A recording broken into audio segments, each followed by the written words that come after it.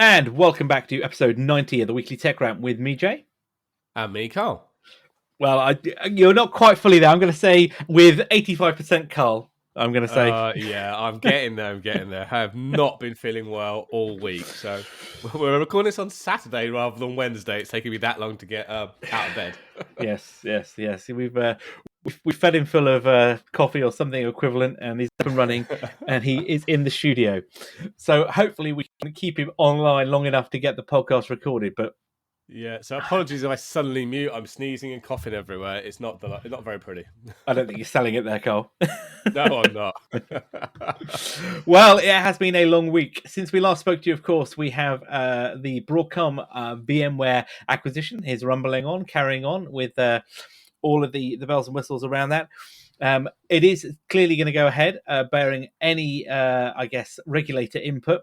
And also, VMware will not be publishing any more financial guidance for the rest of the financial year of 23, which they're in, because they have a slightly skewed year. So yeah, I think this is going to be interesting to see. We've seen a lot of feedback, haven't we, since we went on air last week from people. We have, yes, across the board, in public and in private. A lot on Twitter. A lot of old colleagues have messaged me to have a chat, and the consensus hasn't been great.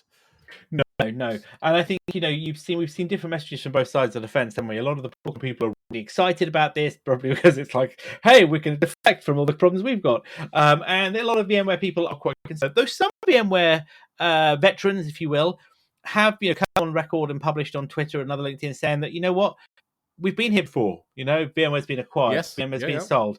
The company has weathered, and perhaps perhaps they are right. Perhaps this is just another chapter in that evolution, and it may not be quite the bloodbath that some people are saying. Now, another person did go on record last week, which was Brian Madden. I can't remember. Did we speak? I don't know if we mentioned it online when we were there. Think we mentioned it. No, it was after it, wasn't it? So Brian Madden, who anybody who may not be aware is that of BrianMadden.com, which was a website. Brian was a tech journalist who wrote several books over the years on tech subjects, typically around digital workplace or end user computing. Yes. He was with VMware for some years as a chief technologist. Or actually, I think he had a different higher role than that, didn't he? He had a distinguished technologist. Excuse me, I didn't mean to demote him. And he's, he talked about, the vision for VMC, the vision of VMware, and EUC, and talked about where the company was going. Now, he left the other year, retired after 28 years in the industry to help run a pinball company, which is quite left field. Yeah, but didn't see that coming. No, not at all. But he stepped down, didn't he, from everything tech? But he published a large blog post on LinkedIn, which was, in his own words, brutal. It was eye-opening. Yes, it was. And according to him and some sources, the Broadcom offer was unsolicited, so it didn't come from VMware leadership. It came out of nowhere. Which implies, I don't know, it says it may not come from VMware leadership, but who's to say it wasn't discussed at different levels? But anyway, that's just speculation. Dell the man himself. Yeah, but it talks about, obviously, the fact of there's as we talked about, there's the shop clause, wasn't there, where they could go and have a chat and see if anybody else is interested. And the reality is, it ain't going to happen. And Brian Madden puts that in his article as well. And also, it was around for the closing price, wasn't it? So Broadcom offering $142 a share. VMware closed just under $100 the day before the deal leaked. So that was a couple of weeks ago. Yes. So actually, it's a pretty good premium. It's over $50 on the. Oh, it's a very, very good price. Yeah. Yeah. The reality is, nobody's going to come in. Nobody is going to come in and save this deal. And he also talks about how the culture of the company isn't quite how it appears externally. And secondly, why didn't the board of directors stop it? Well, they weren't going to, were they? Why would you stop it when actually the majority shareholding vote was held by Michael Dell of Silver Lake Partners, and also you're making the company and the rest of the shareholders money, so you're not going to ditch it, are you? So, and it also talks about antitrust, and as we kind of suggested, antitrust probably wouldn't happen because there was really no competition, was there? No, exactly. So I think, as Brian alluded to, the board is only there to make shareholders money. That's it. They don't care about the staff as such. Their primary goal is to make them money. Yep, exactly. And it says, talks about like the life of Broadcom and how things may be different there. And even though that they're rolling everything into VMware as a brand, perhaps that is just a gutting of that values. But the reality is, this was just one person's opinion, but somebody who is highly respected in the industry, and also who had a lot of insight into what was going on with the company. So I And a would lot, say lot that of stuff he talked about, I'm sure you could relate to. yes, I think you could, yeah. Yeah, the inner workings of VMware, as people who have both worked there, a lot of it I could relate to. Yeah, and I'm not gonna be disparaging on people or the I company, know. not at all. But what I will say is that yeah, it's probably a very uncertain time for a lot of people. Some will see it as an opportunity to move forward, and they will. But I think for many, this uncertainty is fear, and unsure of where all of the company is going to go direction wise. But time will tell, as we said last year, as we said last week, it'll take at least a year before things probably change, externally Yep. speaking. But yeah, I just wanted to bring that up because that probably was it's the biggest tech story at the moment, realistically, and one that, as we said, we'll be following. Right then, so this week we have got a slightly different lineup, haven't we? We have We've indeed. got games, we've got dating, we've got chips. We've always got chips, and we've got we've got it. I'm so excited to say this. We've got a review on Top Gun Maverick, which we're going to try and avoid any spoilers. But I will caveat this now that if it happens, I'm really sorry, but we will try our best not to make any spoilers beyond what is already out there in the public domain. And we've Yep. got the Tech Rap Rumor Mill. But let's kick off then first with EA then. So sales and mergers and acquisitions. Yeah, so the rumor has been that EA are looking for a sale or a merger, and they've all been speaking to, Apple, Disney, Amazon, as well as other potential buyers. Didn't see this one. I can't understand why they want to sell or merge. No, I suppose but they're probably one of the smaller players in the market now. I mean, their net worth is only 39 billion or around there. Their market cap, I should say. So now we've had all these mergers and acquisitions. They're actually one of the smaller players rather than the largest. yeah, and I like you say, I'm puzzled by this, and unless I've missed something really specific, I don't understand why they're looking for this. And it does seem that they are angling more of a merger than a sale, aren't they? Given some of the, I The guess, the strings rumors. attached. Yeah, Yeah, they are saying that the deal, and I presume this is for a merger rather than a buyout. It would allow Andrew Wilson, who's their current CEO, to remain the CEO of the combined company. Well, that's not going to happen if they merge or be bought by Disney, Apple, or Amazon, is it? no, it's not. And they're not going to. None of those people are going to want the existing CEO to remain in post, isn't it? They are going to want to run the company properly. That is just very, very optimistic thinking, quite frankly, in that It sense. is. It is. Yeah, obviously, not Disney themselves. There was talks of actually them merging with ESPN, which is obviously owned by Disney. Yeah, that's an interesting one, though, isn't it? Given the EA Sports Yeah. branding, They you have a could kind licensing of, deal, all the branding yeah, there. I mean, they're quite close to Disney, aren't they? There's a lot of deals and going on, but yeah, it definitely wouldn't be a merger with Disney itself. ESPN, perhaps, a and the other, subsidiary. the other rumor is NBC Universal, which is owned by Comcast. Yeah, that's interesting. Yeah.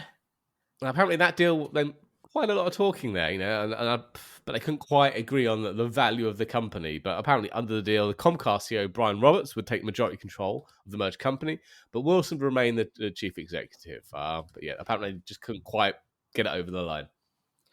No, but it comes back to the point. I still don't get it. Why are they looking for this? And it just puzzles me. I mean, the rumors, as you say, with some of the suitors in play there, the EA Yeah. Sports brand has got a lot of weight. So the Comcast or the SPN signups, yeah, I get that. Maybe I can see value in that. But Apple, the other people, like that, I don't get that Apple either. likes to talk about gaming, but doesn't really take gaming seriously. Oh, come off it! Every single keynote we see, they bring on some games developer playing something on the iPad, and like everybody's like, "That's great," but it's Not like really that's gaming. That's that's mobile not. gaming. Mobile gaming, not Yeah, gaming. And then they bring out the pictures, don't they? The videos of hardcore gamers. And you're like, that's not one. No, that's not. No, just no. No. No. And then, yeah. And then actually, I'm not. I don't do any decent graphics cards. The new graphics in the M1 and Pro and Max chips are great, but they're still not a 3080 or a 3090. Not just from a pure grunt perspective. They don't really have I suppose, the backing, do they? No, I don't see it. I mean, I could see, given some of the people you mentioned, Amazon probably seems a logical company to buy this, because they could wrap that into the Amazon gaming part. They're trying to build up the studios there. This would give them a lot of... They have some game studios. Yeah, and it would give them a lot of weight straight away, wouldn't it? The ready-made studio that they could adapt, they could plug into their existing gaming infrastructure. What's it called? They've got game streaming one. Oh, it comes to no. Luna. Is it? Is it Luna? It's Luna Snake, isn't it? I don't know. I can't remember now. I think it is Luna. It's Luna. Yeah, I'm going with Luna. They've got that. Yeah, it is Luna. It is. You're right. I've googled it. They could bring across some of the EA tech into that. But given where we are today with EA, look at the EA app or Origin, whatever you want to call it. All available on Game Pass. Well, not all of it, but most of it available on Game Pass now, isn't it?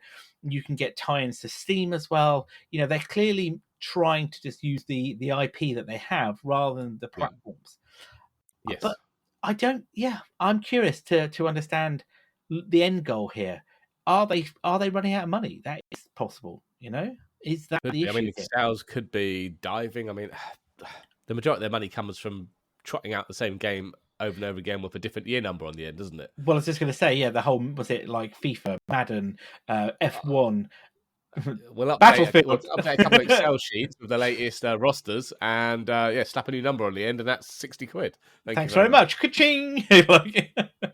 Yeah. Very, very, very puzzling. But I mean, I used to quite enjoy some games. I mean, some of the stuff on Game Pass, I had a blast on, I think it was one of the UFC fighting games on Game Pass. It was a bit of a good laugh. I didn't, talking like an hour, you know what I mean? But I wouldn't have bought it, but it was there, Why not? Yeah.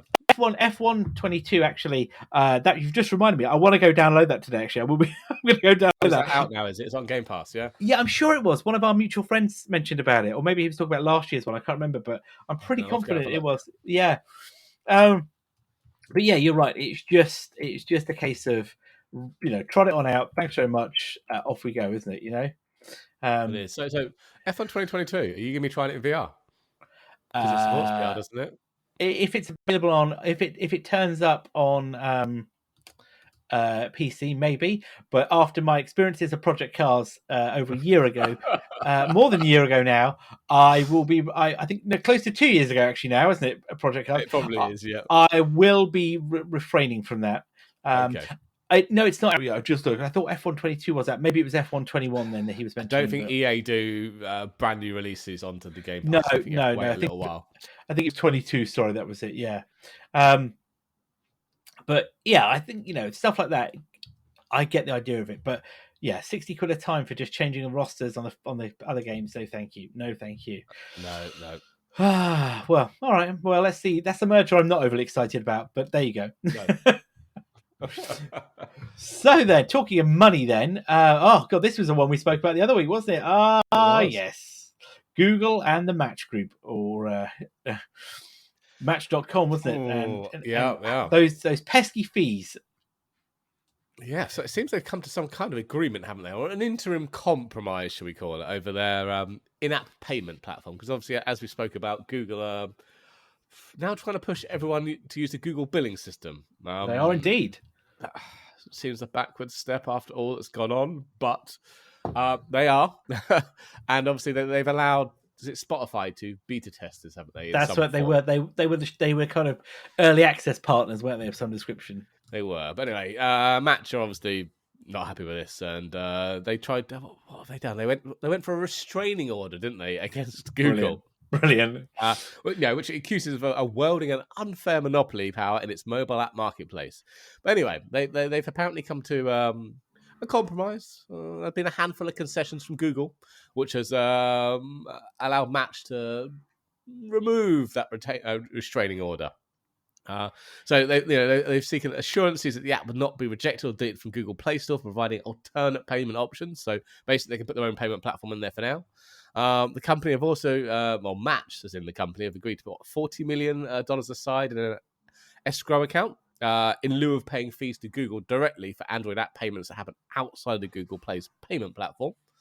They're still arguing that these fees are illegal under federal and state law. And this escrow account is going to remain in place until the court case is settled. That's hedging your bets, isn't it? It really is. Yeah, well, it makes sense. Put it away, don't spend it, just in case you need to pay it out. Is that like your tax payments? It's exactly like your tax payments. It is, isn't it? Yeah. You wait to HMRC give you OK, and then you wait another 3 or 4 months just in case they change their mind, and then you spend it. Oh, gosh. I mean, I give fair play to them. The fact they withdrew the temporary restraining order implies that, you say something definitely was going on behind the scenes. Yeah. I don't know. Are they going to win this? I'm not entirely sure, given what we spoke about last time and Google's legal position, and the fact that, the Apple Epic thing had a similar thread to it, didn't they? Whilst it wasn't, it wasn't a straight, clean victory. We won, you lost. It did. Oh, excuse me, I'm coughing now. It did give Apple, kind of, I guess, a moral high ground, didn't it? And Google, I think, could come here. And the fact that Google have been transparent about the fees they've been very clear about it. They've offered an alternative, so you can't say that they haven't been doing it. Implies that Match, I think, are going to probably lose this, and hence the reason why the money's been put aside, as opposed to them just saying we ain't paying. But I don't know. It's a different one for Google, though. Apple it's always been from the beginning, you use our payment platform. And now, obviously, they're being forced to allow you to use other payment platforms, but you still need to get Apple their cut. Google, from the very beginning, has been, use whatever platform you want. And now they're trying to get in on no, you must use our platform. But if you don't, you're going to pay us anyway. It's a different stance to begin with. Yeah, but you could argue the other way then, yeah? If they're making concessions around what could be an antitrust lawsuit, is that a sign of guilt? You could play devil's advocate to say, well, all right, well, maybe then they're backing down because their legal team are like, okay, we need to make this go away. Yeah, so I don't think Google are going to win this. Let's maybe, just to kind of flip it the coin then, because Google can't then argue about security, because that's then for saying that their platform was insecure beforehand. Yeah, it did. I don't think Google are going to win this one. Something is puzzling me here. That are Google, even though I've just said, I think Google might win. The other part of me does kind of have maybe then there is a side Match to this. Aren't in this for the greater good. Match just want their money. Oh god, yeah, definitely. They're not doing it. They're not. Epic want their money as well, but at least Epic are portraying that they're doing this for the greater good. Match don't care; they're just saying we want our money. Well, yeah, and we knew that because do you remember when we spoke about this last time? Yeah. What was the thing? Google released that press statement, didn't they? They released that press release saying that wasn't it that Match.com basically were telling lies. They were mischaracterizing the agreement. Wasn't it to do with they're also under investigation for antitrust or something. Yeah, but there was also something. There was also something around the fact that it wasn't a technical issue either. The fact that they couldn't. There was claims from Match.com that they couldn't integrate the billing system. Was the fact that 10 other apps in the group are using the billing system. Yeah. So it's like, well, I don't think you're quite telling the truth here, are you now? No, that's just a copy paster, isn't it? Exactly. So yeah, I think you're right. This isn't a clean cut black and white light and dark approach to this. This is slightly murky on both sides of the water, I feel. Massively. So nobody's going to come out of this, I don't think, with their reputation fully intact. But on the other hand, Google have got deep pockets, good lawyers, and this isn't their who cares about your reputation when you're making that much money? Oh yes, thank you. Come again. All about the shareholders. Everything is about the shareholders, as we've learned in the last week. Right then. Okay. All right. Ensuring, Carl, that you're still with us. Right. Let's move on to the next story. Oh yes, the chip shortage. So the chip shortage is never going to go away. I don't think. Not for a long time. Not for a long time. So TSMC, who are our favorite other chip maker apart from Intel, they too are now looking at ways to kind of alleviate this chip shortage. But short of a time machine, nothing is going to happen here too. So now, though, it looks so that they're in conversations with the government in Singapore around building a new fab, isn't it? So a brand new fab there to help. But this isn't cutting edge tech. So this is for older tech, isn't it? So this would, which is what a lot of chip shortages have been about. Obviously, it's a bit more close to our heart, being gamers. We see the impact on latest chips and iPhone chips and graphics card chips, etc. But there's a huge shortage out there for older legacy tech, as they call it. 7 to 28 nanometer. They go into displays, power management, Wi-Fi, car systems, that kind of stuff. So this is what this factory is going to be geared around, is all fab, not factory. But as we were talking just before we got online, this isn't going to be great. We're building a new factory. Next week, we'll be chucking out chips. This is going to be at least 2+ years away before it's actually putting out chips, isn't it? Yeah. Just like the ones in Arizona and is it Ohio? There were two states in the US that Intel and Samsung were chucking money into. Yes, it was. So that's right. So Ohio, so Amazon, Amazon, Arizona. Couldn't get Amazon stuck in my head then. Arizona was the other one because TSMC were doing Arizona. Ohio, I think there was one other location, wasn't there? I think there were a couple, location. But again, those times it's going to be years before they're actually checking out chips. Yeah, this is building a fab is a long-term project, isn't it? It is not something you can throw up in 6 months. Off we trot. Thanks very much. It is a complex, highly logistical project to build a fab, get the equipment in, isn't it? Get the clean rooms built out, train the staff before you turn it on. And it's not. I guess it's not like a shoe factory where you spit it and it starts spitting stuff out, does it? It doesn't really work like that. Right. It's not just the fab; it's all the supporting infrastructure. Oh yeah, and supply chains. You need to get in there. Yeah. I mean, I think as we said off air, we were like, great. So 3 or 4 years, we're gonna have so many chips that we're not going to buy them all. But now we're gonna have none. So 3 or 4 years, stuff's gonna be cheap. We're gonna have so much supply. Woo! So maybe hold off for a graphics card till then if you can. Yeah, it'd be great. There'll be so many chips, like you say. There'll be be kind of like we can't sell this stuff anymore, isn't it? That's the problem. This is great. I am really impressed with this, but this is just a kind of horse bolted stable door. It just I can't. The part of me there, but I guess let's look at it from a more positive spin. Actually, this could be useful because if we're kind of building this in now, in the future, should there be other concerns or global issues, fabrication units will be running in more localized areas in certain geographies. So in the US, in other parts of Asia, of course in Europe as well, where Intel have been looking to build fabs, something in Germany being one location. So we're starting to break down that kind of global supply chain issue to a more regionalized area that obviously will feed back into that bigger picture. But should there be issues or concerns? And China are doing the same as well, aren't they? Because China, we were saying this before, China are looking to bring a lot of chip production back in-house, aren't they? And build up on that. I think a couple of weeks ago we had that conversation. So it's not the actual building of the chips, but the designing of the chips and the associated bits. Yeah. I mean, I suppose they've all started to have a look at their business continuity plan and gone, it's all based in China. What happens if something happens to China? It'll be fine. Nothing's going to happen to China. China? Uh-oh. Fast forward, Yeah, no one saw that fatal flaw in their plan. Yeah, but, that's the kind of, I guess, hindsight is great, isn't it? That crystal ball. It is, yeah. But, Apple, obviously, one of the biggest players, as we've said, with TSMC, the older tech here. I wonder whether Apple, in a couple of years' time, once a lot of these fabs are up and running, will look to localize production alongside where they're assembling, so the chips will be close to the assembly units. And obviously, I mean, I don't know. Could you see Apple actually going? You know what? I'm just going to build my own fabs. I wonder. Do you know what? Far to get the complete? They've got the money to do it easily. They've got the money in the bank sitting there to do it. But would they? Would they go that far? One part of me goes, yeah, I could see them doing it. Total control. That's a lot. That's a whole new industry to get into. I agree with you. But I wonder whether or not you're right there. I wonder if the business concerns are having, or business has a concern over any more of these supply chain issues or economic uncertainty.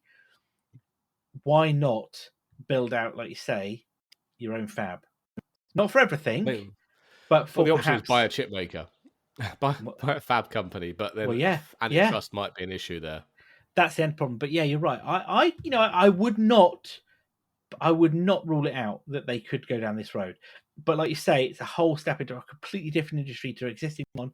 But it's not inconceivable. It really is not No, inconceivable, given the fact that a couple of years ago, or more than that, 10 years ago, would you have said Apple would have been looking at cars, stuff like that? But the truth is no, they are. We just haven't seen it yet. But it's an industry they're working in. But yeah, I don't know. It's possible. It is not it is. improbable. Um, okay.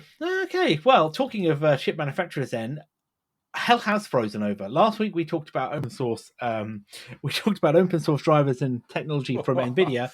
Well, it turns out now Samsung and Intel have been discussing cooperation around their silicon businesses.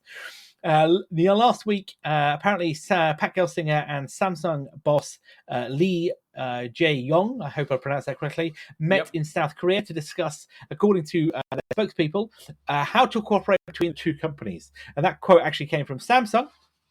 And apparently they talked around, next generation memory, PC chips, mobile devices, fabs or fabless, and the foundry business. I'm sure they had lots in common. but the key thing here, wasn't it, was around how they could cooperate, because despite the fact that they are competitors in the marketplace, actually very few of what they create overlaps, doesn't it? And, because ARM is the main architecture that Samsung use, and typically that's in the mobile and other related technologies. And as we know, of course, Intel's biggest play is CPUs, isn't it? And that's silicon there rather than anything else. Yeah. But this could be something interesting here, couldn't there? This apparently, around what they could be doing. Could we see ARC in mobile chips? Obviously, Samsung have a lineup with AMD, and they've introduced their own chips with AMD graphics, haven't they? Maybe we'll see some ARC in there instead. Or maybe we'll see ARM coprocessors in Intel chips. Yeah, they could do. It also was interested about was Intel's memory business, wasn't it? Because Samsung have a much bigger play in the PC memory market, but also it was saying here that there's Compute Express Link, the CXL technology, which brings pooled memory to data centers. And Samsung are already leading the way with CXL, but all of that memory, a lot of it's designed to be run with Intel architecture. So could we see a tie-up here? Just again, this is speculation. Look what Apple have been doing, of course, with their memory controllers and the system on chip there. Imagine if you could get Samsung's memory tech built in or designed to work seamlessly with that Intel architecture. That could be some improvements, couldn't it? It could do, yeah. But I guess the biggest play probably here, though, in my view, is this more around Intel touting their fab business? Yeah, I think so. Why do Samsung have their own fabs, but are they offering extra capacity? Well, this is it, isn't it? It just to me would be offering? Yeah. To me, this to me would seem more logical that before, because Samsung may looking to expand that. Intel have got capacity or will have capacity. They want to drive that foundry business out, don't they? They do, yep. And they need customers. So wouldn't it, make sense to have a cooperation agreement? And we'll build you stuff. It could also provide Samsung potentially access to US markets more easily if their fat chips have been made in the US rather than being shipped in. So it could save money on taxes and imports. Who knows? And also, if they, Samsung's manufacturing in the US, it could remove any supply chain issues there for them as well. So there's lots to be speculated here. Not much was published beyond the press release, but it's certainly interesting to see that there's cooperation or communication, I should say, going on at that level, isn't it? Yeah, definitely. So we'll see what happens there. But I did see a comment that made me chuckle on. So this was on the Register, old L Reg. Did you read the comments at the bottom? I did not know. So there's a couple of comments at the bottom that were saying, "Is this the formation of a new cartel like the one Samsung was involved in the early 2000s, price fixing on RAM?" And then somebody replied back, "Well, they don't really overlap, do they? So that's perfect for a cartel." It's like, oh, the cynics among us, But there we go. They both got form. They both got form. Right, then, talking of good form, though, then, AMD Ryzen 7000 has been announced, then. A bit of a meaty-looking chip we've got here, isn't it? Well, yeah, it was kind of, I suppose, a pre-announcement. We didn't get the full lineup, did we? We didn't get all the details. It was a highlight, but yeah. So they have announced the Ryzen 7000 based on Zen 4. Obviously, the current 5000 and 3000 are on Zen 3. So, yeah, a similar kind of format. So we're going to get up to 16 cores, 32 threads, which I presume will be the 7950, like we have the 5950. It's going to be stepping down to TSMC 5 nanometer from the 6 nanometer currently used. It looks like there's quite a lot going on here. So they're doubling the L2 cache from the Zen 3. So that's going to be 1 megabyte per core. And they are stating that it's going to be, a 15% improvement in single thread performance. It's going to boost up to, 5.5 gigahertz. So might be a good one for DCS. It's that single threaded boost we need for DCS, isn't it? They're going to make that jump to DDR5. Surprisingly, all chips, all of them will be getting the RDNA 2 graphics on board. Yeah, that's unusual, isn't it? Because normally you see some of the higher end chips have the onboard graphics taken out, don't they? A lot of AMD's line didn't have graphics on nowadays. You had to get ones with a G on the end for graphics, obviously. Keep it nice and simple. Hey. But yeah, the majority of them didn't have graphics. So to now have that on board, that's great. I mean, I don't know how we're going to use it if you've already got a installed graphics card. Could you use it for, I suppose bringing power usage down if you're just doing video encoding, decoding. Maybe you can use it as an extra graphics card to help do other tasks. I don't know what the plan there is, or maybe just because it's easier. No, and as you say, there's definitely quite a lot going on here as well. There's also interestingly two sets of two sizing as well, isn't it, with the processor cores? So the Zen 4 chiplets will be 5 nanometer, those, and then as you say, those graphics, the RDNA 2, the memory controllers are all on 6 nanometer as well. So I wonder whether one helps. I guess must be efficiency in doing that. Yeah. And again, we've expanded to AI, haven't we? There's more focus on AI acceleration. I mean, they've really gone to town with this to say DDR5, but which apparently is going to be a faster DDR5 than what's on Intel. But they've also gone to town on those PCI Express 5 lanes, haven't they? You get 24 of them. So I believe Intel's 12th gen only get 16 5X lanes and 4 4X lanes. So this is PCI Express 5 the entire way. You get 14 of the 20 gig USB-C ports. Sorry, USB ports, whatever it is. I have to say, I am leaning more and more towards AMD now, I think, for my next gaming rig. Yeah, I mean, I want to see, obviously, the reviews of this, but I mean, the current ones are no slouch. I mean, I'm still running the 3000 series. I'm running a 3950, 3900. Not even the X version. So mine's 12 core, 24 thread. 8 is no slouch. Our colleague, I just built a new PC for. He's got the 5900. It's a very, very quick system. I have to say, the more I see this, the more improvements. I really do think this is the way forward now. I think Intel are not that they're not innovating, but you're looking at least a generation behind in tech in some cases. Whereas AMD are clearly powering here, and I think realistically a 5950 or something could be my next chip rather than going bleeding edge with a 7000 because that'll cost a fortune. Probably a 5950 probably would give me what I want. Would you though? Because it's a new chip on the 7000, so you're kind of shooting yourself for upgradability.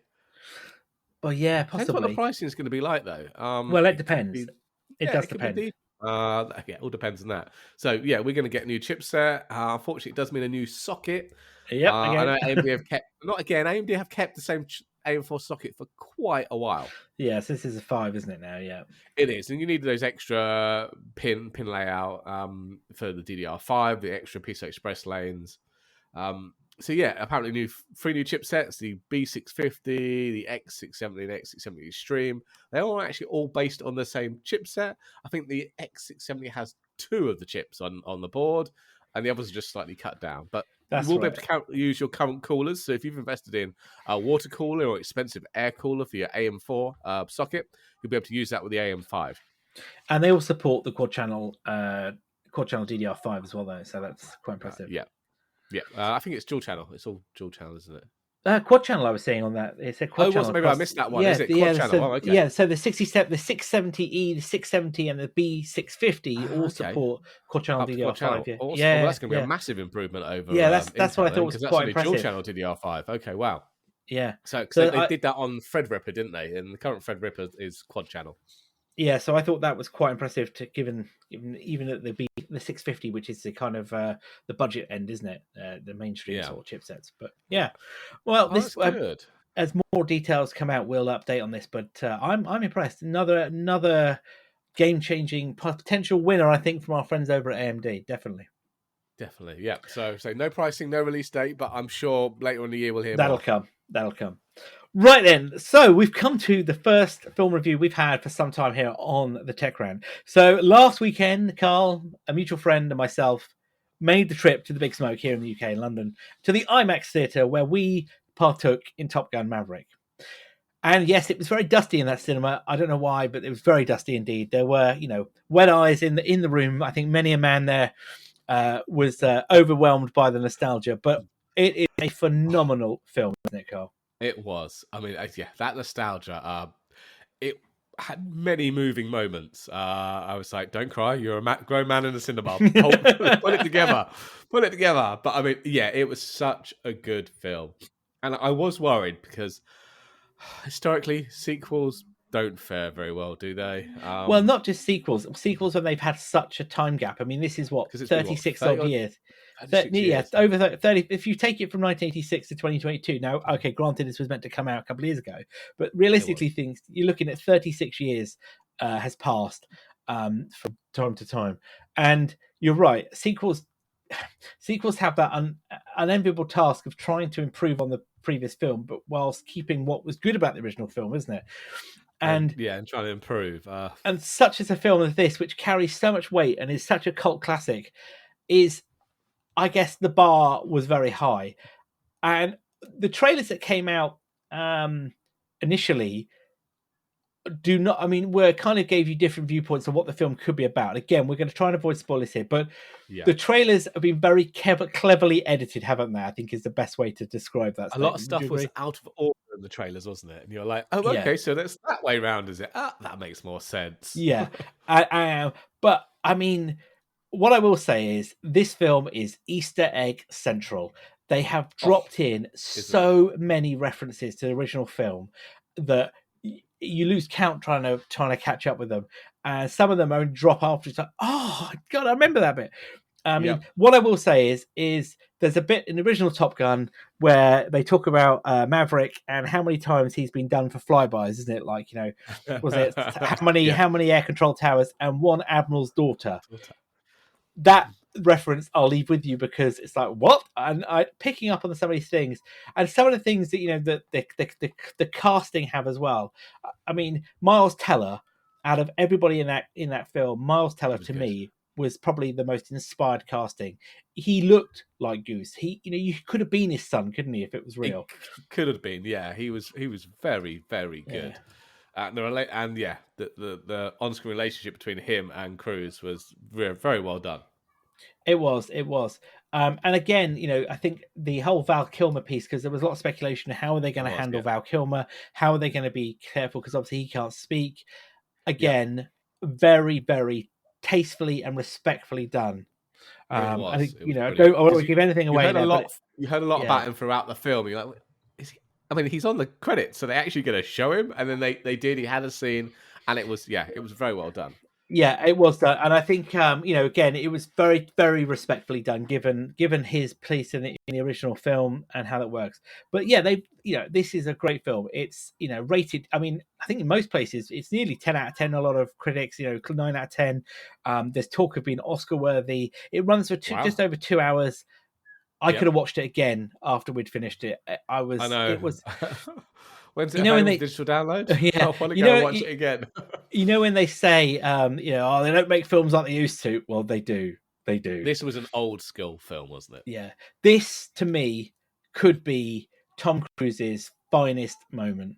I think, given, where he is as an actor, this is tied up and closed that out. We've got, what's it? Mission Impossible. Is it Rogue Nation? Is it Rogue Nation or Rogue State? What's the one they're coming out now? I can't remember now. But he's closing out Mission Impossible, isn't he? Yeah. In the next two films, Dead Reckoning, excuse me, Dead Reckoning, excuse me. Yeah. So Dead Reckoning Part 1 comes out next year, in a year's time, and then Mission Impossible Dead Reckoning Part 2 comes out in 2024. So they're closing out the Mission Impossible timeline, which that's been running since 1996, unbelievably. So really, wow, yeah. So so that's. I mean, that's what 28 years between the first and the last film of those. Can you believe it? Oh no!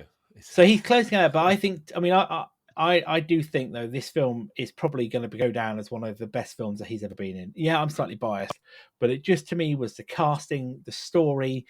It all sat within the world of the Top Gun. Posters. The posters, yes, I bought one of those. You've ordered yourself one, haven't you? They've, okay, there are some inaccuracies. People are arguing about, like, how is he still only a captain, and he's been in the Navy after nearly 40 years of service, Because if he was Val Kilmer's, Iceman's position, then it wouldn't make a great film, would it? No, because theoretically speaking, he should be a 4-star admiral. Well, actually, no, there is one of the quotes, isn't there? I think it was in the trailer, isn't it? Wasn't it? Was it Rear Admiral? I think it's one. Was it the guy who plays Cyclone? Isn't it? Yes. Cyclone says to him, wasn't it? It might be. No, it might be Ed Harris's character. It was Ed Harris. Ed Harris. He said to him, was it 30 years of service, combat medals, citations, only amounted to shoot down 3 enemy planes in the last 40 years. Yet you can't get a promotion, you won't retire, and despite your best efforts, you refuse to die. You should be at least a 2-star admiral by now. Yeah, here you are, Captain. Why is that? Well, it's one of life's mysteries, sir. It's just brilliant. It's just one-liners, isn't it? It is over it. But phenomenal film. I would say go see it. If you can see it on a big screen, see it on a big screen. If you can't, when it comes out, watch it on a mini screen, but watch it. This is the film. Turn the volume up, shut the curtains, and enjoy it. I just cannot wait to watch it again. I will be, as I said to my wife, I was like, "Yep, I watched Top Gun the other." She was like, "You've just been to see the sequel." I was like, "Yeah, well, I'm watching the first one again." I might have to dig that one out and give it a go. But IMDb currently have got it as a rating of 8.7 out of 10. Wow, that's a very high rating for them. And I think what was it? Rotten Tomatoes. I had it written down here. Let me flick through my notes. Rotten Tomatoes was giving it a 97% fresh rating and a 99% audience score. Wow. Very, very good. Unbelievable. It's just, and the one thing I will say as well, the flying scenes in this, I mean, the original was groundbreaking for its own reasons, but this is just a stunning film, isn't it? And it's not CGI, is it? It's real. No. There are some CGI, of course, but you're right. The bulk of the flying scenes are, they are done by the team there, but very, very good. Right then, it is time for the Tech Rant Rumour Mill. Carl, take us away. Wow. There's only one, and of course it's an Apple one, isn't it? But yes, we've got WWDC, haven't we, on Monday. So things are gearing up for iOS 16, iPhone 14s, presumably going to be called that. I'm pretty sure they are. But Mark Gurman, he is saying that iOS 16, he may finally include always-on display features for the 14 Pro and the Pro Max. Well, surely, hang on a minute, though. This is not necessarily an iOS 16 feature. This is probably more of a hardware feature, just to be. I think it's one of the features, isn't it? So I thought we were going to get this last year because we got the variable refresh rate or the what screen do they call it? ProMotion, didn't we? But that only Yeah. does 10 to 120 hertz. And I know the watches with the always on display go all the way down to 1 hertz. So maybe we're going to see an improvement on the refresh rate screens in the 14 Pro and the Pro Max. They'll bring it down to 1 hertz, and they allowing them to do that always on. Now they could do it with a 10 hertz screen, but it's going to eat more battery. Yeah, so this is using, isn't it, what they call the LTPO screens, isn't it, which are the That's low the temperature polycrystalline silicon. I got that right. Yeah, well done. And the TFT, which also has a TFT element to it as well. So as you say, so the 120 hertz on the iPhone 13, coupled with this potential new screen technology, well, not new screen technology, but new for the iPhone screen technology, and then you could get an always on screen, which I think is actually, I've got that on the Pixel. It's a great bit of tech. You got it on the watches, again, great bit of tech. Some of us do. Some of us poor people with only a Watch 4 don't have that. Yeah, well, but I know this is probably realistic. Yeah, I think we could go with this. So. I think this is a plausible rumor. And as you say, Dub is around the corner. Monday is Dub time. The keynote will be on Monday at 6 p.m. UK time, 10 a.m. Pacific Daylight Time. We'll get the latest on that as soon as it comes. So next week, we'll update you on some of the big stories from Dub and also the other tech stories week, but that will probably lead on. I don't think we're going to see the VR headset, AR headset. I think it's too soon, despite some of the critiques. I think we probably won't. There has been some rumors that Reality OS or ROS has been trademarked, hasn't it? But yes, it has. I don't think we're going to see it. I think it's still too soon. But we could get a sneak preview on some of the other tech. I am leaning maybe to the Mac Pro, possibly hardware getting a mention. Maybe. Who knows? We should be seeing those upgrades on the iPad, shouldn't we? So that hopefully you're able to get resizable windows, so upgrades to the multitasking. Definitely, that would be good to see. And there are also rumors that this is probably the final year of the current iPhone design, so we won't see much around that, but that will be in September. But hopefully the indications in the iOS UI might give us some idea of what's coming. But there is also talk previously mentioned when shortly after iOS 15 came out that they weren't going to change masses of the UI, the operating system this year, wasn't it? It was going to be more of a kind of a feature build with a next iteration. But Apple have been known to surprise, and we could see some of that. So we will bring you all of the latest stories from that next week. So ensuring, Carl, you get to live another day and that you're not keeling over as a recording. I think that's probably a good place to wrap it up for today. We'll be back next week with episode 91. And I'll be coming to you from an undisclosed location during recording. So hopefully I'll be packing my mic in my case. Are you going to WWDC yourself? No. Are you live from Apple Campus? I won't be live from Apple Campus, but I may be close by. Get the invite, no? No, I may be close by, but again, secret location. So hopefully recording will go okay. I will pack my mic, as I say, in my suitcase, and off I trot. But you can, of course, before then, find us online at techrant.online for all of our show notes and information. And, of course, we're on Twitter at Weekly Tech Rant. Please like the show, share it, tell your friends about it. And a special mention to our listeners over in Germany, who I had some good feedback from the last week, who said it sounded like two friends talking about tech over a beer. Well, we've done it. That's exactly what we set out to do. Yes, we have. So I'm glad you picked up on it. But anyway, thanks for listening. As I say, I've been Jay. I've been Carl. Have a good day, all.